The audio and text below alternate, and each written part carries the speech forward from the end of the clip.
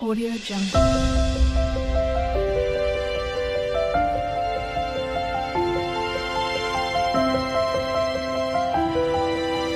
Audio Jungle. Hi hello இந்த வீடியோவில் என்ன பார்க்க போகிறோன்னா ப்ரீவியஸ் வீடியோவில் வந்து ஜரி த்ரெட் யூஸ் பண்ணி எப்படி செயின் ஸ்டிச் போடலான்னு பார்த்தோம். இந்த வீடியோவில் வந்து சில்க் த்ரெட்டில் எப்படி செயின் ஸ்டிச் போடலாம் அப்படின்றத பார்க்கலாம். அதுக்கு வந்துட்டு இந்த மாதிரி 2 த்ரெட் வந்து சேம் கலரில் எடுத்துக்கோங்க. 2 த்ரெட்டு எட்ஜை வந்துட்டு நாட் போட்டுக்கோங்க.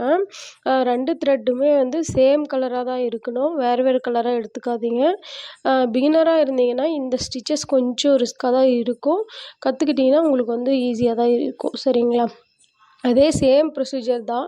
ஜரி த்ரெட்டில் என்ன பார்த்தீங்களோ அதே மாதிரி தான் இதில் வந்து 2 த்ரெட்டு நமக்கு மாட்டி இழுக்கிற மாதிரி இருக்கும். இதுக்கு வந்து நான் 14 சைஸ் யூஸ் பண்ணியிருக்கிறேன். 14, 13 ரெண்டுமே பார்த்தீங்கன்னா உங்களுக்கு வந்து த்ரெட் நீடில் தான். நீங்கள் 2ல் எது வேணாலும் யூஸ் பண்ணிக்கலாம். சரிங்களா? ஒரு கோடு போட்டு லைன் ஃபஸ்ட்டு வரைஞ்சிக்கோங்க. லைன் வரைஞ்சி போட்டிங்கன்னா உங்களுக்கு வந்து ஸ்ட்ரைட்டாக கிடைக்கும். லைன் நம்ம எந்த டைரெக்ஷனில் போதோ அந்த டைரெக்ஷனில் வந்து த்ரெட்டோட எட்ஜு வந்து த்ரெட் எட்ஜ் இல்லை, நீடிலோட எட்ஜ் பாயிண்ட் வந்து லைன் போகிற டைரெக்ஷனில் வந்து குத்தி ஆப்போசிட் சைடில் வெளியே வரும்போது ரொட்டேட் பண்ணணும். உள்ளே ரொட்டேட் பண்ணிங்கன்னா நூல் கழண்டுக்கும். நீங்கள் வெளியே வரும்போது ரொட்டேட் பண்ணி எடுத்திங்கன்னா உங்களுக்கு வந்து த்ரெட் வந்து கரெக்டாக வரும். சரிங்களா? வீடியோவில் பாருங்கள், கிளியராக தான் ஸ்லோவாக காட்டியிருக்கேன். இப்போ தான் நம்ம சேனலை ஃபஸ்ட் வாட்ச் பண்ணுறோம் அப்படின்னா இதுக்கு முன்னாடி போட்டிருக்கிற வீடியோவை போய் பார்த்துட்டு வந்துடுங்க. ஏன்னா உங்களுக்கு இப்போ இது சில்க் த்ரெட்டு பார்த்தீங்கன்னா உங்களுக்கு புரியாது. அதனால் ஜரி த்ரெட் போட்டிருக்கிற வீடியோவை பார்த்துட்டு வந்துடுங்க. அதில் வந்து chain stitch plus end not வந்து கிளியராக சொல்லியிருக்கேன். அதை பார்த்துட்டு வந்துட்டு இந்த வீடியோ பாருங்கள், அப்போ தான் உங்களுக்கு புரியும். கிளாஸ் டீட்டெயில்ஸ் தேவைப்படுதுன்னா ஸ்க்ரீனில் இருக்கிற வாட்ஸ்அப் நம்பருக்கு வாட்ஸ்அப் பண்ணி கேட்டுக்கோங்க. உங்களுக்கு வேறு ஏதாவது எக்ஸஸாக டவுட் அப்படின்னா நீங்கள் வாட்ஸ்அப் பண்ணியும் கேட்கலாம், இல்லை கமெண்ட் கீழேயும் கேட்கலாம். உங்களுக்கு வந்து ஆரி சம்மந்தப்பட்ட எந்த டவுட்டாக இருந்தாலும் கிளியர் பண்ணி வைக்கிறேங்க. சில்க் த்ரெட்டில் வந்து இப்போ தான் நான் வந்து பிகினர், நான் வந்து எதுவுமே தொடலை, இப்போ தான் வந்து நான் ஆரியே போட கற்றுக்குறேன் அப்படின்னு சொல்லிட்டு இருக்கிறவங்களுக்கு வந்து சில்க் த்ரெட் வந்து கொஞ்சம் டஃப்பாக தான் வரும். எப்படின்னா ஒரு த்ரெட்டு வந்து நம்ம 2 யூஸ் பண்ணுறோம் இல்லையா, அதில் வந்து ஒரு த்ரெட்டு மாட்டி வரும், ஒரு த்ரெட்டு வராது. இப்போ நான் காட்டுறேன் பாருங்கள், ஒரு த்ரெட்டு மட்டும் மாட்டி வந்திருக்கா, இன்னொரு த்ரெட்டு அடியிலே நின்றுச்சா, இந்த மாதிரி ப்ராப்ளம் வரும். அப்புறம் பார்த்திங்கன்னா பிசுறாக தெரியும். கொஞ்சம் த்ரெட்டு வந்து நீட் ஃபினிஷாகவே இருக்காது, பிசுறாக தெரியும். 2வது அந்த லூப் ஒழுங்காக வராது, த்ரெட்டு கட் ஆகும், அடியில் நூல் மாட்டாது. இந்த ப்ராப்ளம்லாம் கண்டிப்பாக வரும். அது வந்து ப்ராக்டிஸ் பண்ண உங்களுக்கு வந்து மாறிக்கும். சரிங்களா? நமக்கு வராது அப்படின்னு சொல்லிட்டு யாரும் தயவு செஞ்சு விட்டுறாதீங்க.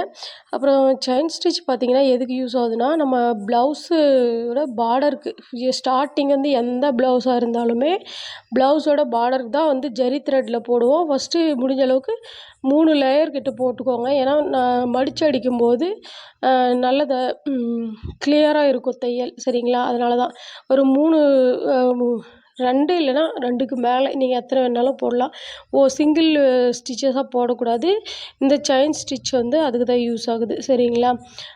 செயின் ஸ்டிச்சு பேசிக்காக வந்து செயின் ஸ்டிச் வந்து ஜரி த்ரெட்லேயும் சில்க் த்ரெட்லேயும் கற்றுக்கிட்டிங்கனாவே உங்களுக்கு பிகினர் லெவலில் ஓரளவுக்கு கம்ப்ளீட் பண்ணலாம். இந்த ஸ்டிச்சஸை மீன் பண்ணி தான் உங்களுக்கு மற்ற ஸ்டிச்சஸ்லாம் பிகினர் லெவலில் வரும். ஓரளவுக்கு கிளாஸ் கம்ப்ளீட் பண்ணலாம். எண்டு நாட்டும் பார்த்திங்கன்னா கொஞ்சம் டிஃபிகல்ட்டாக தான் இருக்கும். எப்படின்னா ஒரு த்ரெட்டில் வந்து லூப் இழுக்கிறோம் இல்லையா, அதில் வந்து 1 மாட்டி வரும், 1 வந்து அப்படியே அதிலே நின்றும். அந்த மாதிரி நம்ம இழுக்கும்போது ஒரு த்ரெட்டு கழண்டுருச்சுன்னா கூட ஒழுங்காக வந்து நமக்கு எண்டு நாட்டு விழாது. ப்ராக்டிஸ் பண்ண கண்டிப்பாக வரும். புதுசாக இருக்கும்போது யாரும் வந்து நமக்கு வரல அப்படின்னு சொல்லிட்டு நினைக்காதீங்க.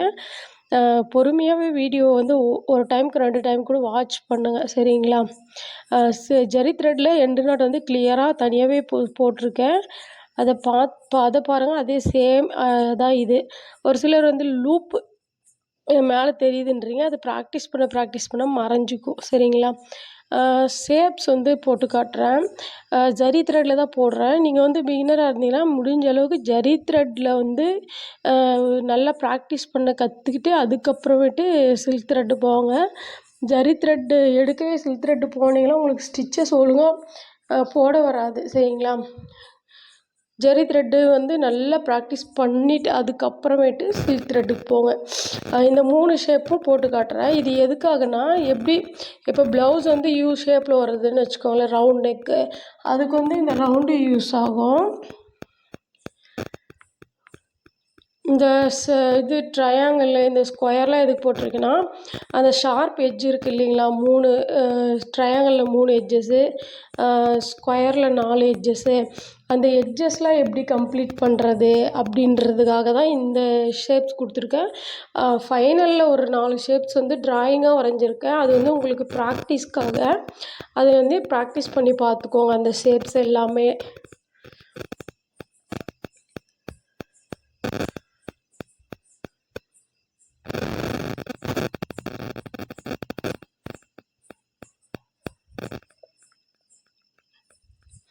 அப்புறம் வந்துட்டு இந்த கிளாஸ் வந்து ஆன்லைனில் சொல்லி கொடுக்குறதுனால நமக்கு வந்து புரியுமா புரியாதா அந்த மாதிரிலாம் நினைக்காதீங்க.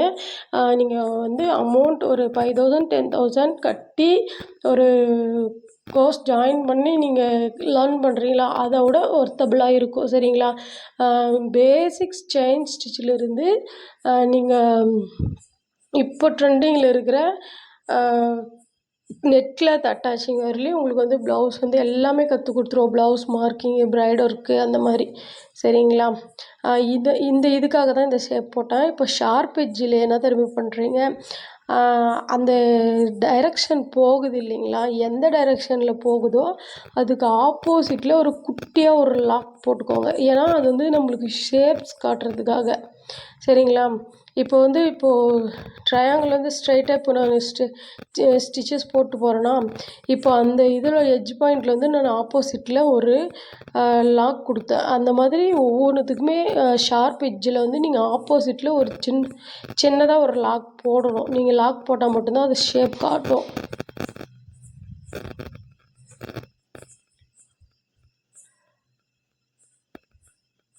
ஸ்கொயர் பார்த்தீங்களா கரெக்டாக தெரியுது. நீங்கள் அப்படியே வளைச்சிருந்தீங்கன்னா உங்களுக்கு வந்து ஷேப்ஸ் ஒழுங்காக காட்டாது. அதனால தான் எட்ஜ் பாயிண்டில் வந்து ஆப்போசிட்டில் ஒரு செயின் போட சொன்னது. இதுதான் உங்களுக்கு ப்ராக்டிஸ்க்காக. இது கண்டிப்பாக எல்லாம் ப்ராக்டிஸ் பண்ணி பாருங்கள். தேங்க்யூ.